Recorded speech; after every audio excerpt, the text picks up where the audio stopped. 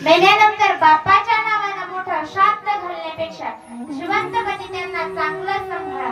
स्वामी तिन्ही जगांचा आई विना भिकारी. आई वडिलांच्या डोळ्यात 2 वेळा अश्रू येतात. आई वडिलांच्या डोळ्यात 2 वेळा अश्रू येतात. एकदा मुलगी घर सोडून नांदायला जाते तेव्हा, आणि 2 मुलगा घर सोडून वेगळं राहतो तेव्हा. पसंतीने पत्नी मिळू शकते पण आई मात्र पुण्यानेच मिळते. म्हणून पसंतीने मिळणाऱ्या पत्नीसाठी पुण्याने मिळणाऱ्या आईचा त्याग करू नका. जेव्हा तुम्ही लहान होतात तेव्हा तुम्ही आईची खूप ओले ठेवत होतात आणि आता तुम्ही मोठे झालात तर आईचे डोळे बोले ठेवतात. कसे पुत्र आहात तुम्ही या भूतलावर. तुमचे कर्तव्य आहे अंतिम श्वासाच्या वेळी तुम्ही आपल्या आई वडिलांसोबत असावं. पृथ्वीपेक्षा श्रेष्ठ आई असते आणि स्वर्गापेक्षा उंच वडील असतात. ज्या आई वडिलांनी अमृत पाजले त्या आई वडिलांना विष पाजू नका. जगातील सर्व गुन्हे माफ करणारे एकमेव न्यायालय म्हणजे त्या आईचे हृदय होय. लेकुराचे हित वाहे माऊलीचे चित्त. पण आपण प्रत्येक गोष्ट उलटी करतो. आपण प्रेम करतो बायकोवर. ती म्हणते बायकोवर प्रेम जरूर करा पण तेच प्रेम आईच्या बाबतीत नाही. वयाच्या 25व्या वर्षापर्यंत आईच्या हातचे जेवण चांगले लागते. एकदा का लग्न झालं, एकदा का याच्या डोक्यावर अक्षता पडला की याच्या डोक्यावर परिणाम झाला. लग्न अगोदर तर सर्व काही ठीक असतं. डोक्यावर अक्षता पडल्यावर परिणाम होतोय म्हटल्यावर दोष त्या अक्षतातच असावा. आमचे महाराज मंडळी जगाला ओरडू ओरडू सांगतात आई मायेचा सागर आहे तर बाप दयेचा समुद्र आहे. पण कित्येक महाराज मंडळी आपल्या आई वडिलांना सांभाळत नाही. ही खूप मोठी खेदाची गोष्ट आहे. एकदा मी एका महाराजांजवळ गेले. त्यांना विचारलं का हो मी तुमच्या घरी दरवेळेस येते, दरवेळेस आई दिसतात, ह्यावेळेस दिसल्या नाहीत म्हणून विचारलं कुठे गावी गेले आहेत का. त्यावेळेस महाराजांनी मजेशीर उत्तर दिले.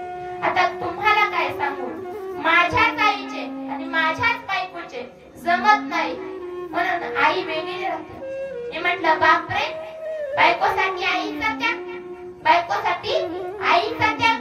सज्जनावर नका करू असं हे सांगण्याचं वय नाही माझं. एवढंच सांगेन आई वडिलांचं प्रेम कसं असतं. मी तुम्हाला दृष्टांत सांगते म्हणजे तुमच्या लक्षात येईल. एकदा बायकोने नवऱ्याला सांगितलं तुम्ही एकदाचा काहीतरी बंदोबस्त करा. या घरात मी नाही नाहीतर तुमची आई. मुलापुढे मोठा प्रश्न निर्माण झाला. त्या मुलाने काय केले असावे तुम्ही ऐकताय ना तर नीट लक्ष देऊन ऐका. त्या मुलाने काय केले असावे. रात्री अपरात्री आई झोपेत असताना एक भला मोठा दगड त्या आईच्या डोक्यावर घातला. त्या नराधमाने आईच्या शरीराचे 3 तुकडे केले. धडापासून मुंडकं वेगळं केलं. ते एका पोत्यात भरलं आणि ते पोतं नदीला टाकण्याकरिता निघालं. योगायोगाने समोरून पोलिसांची गाडी आली.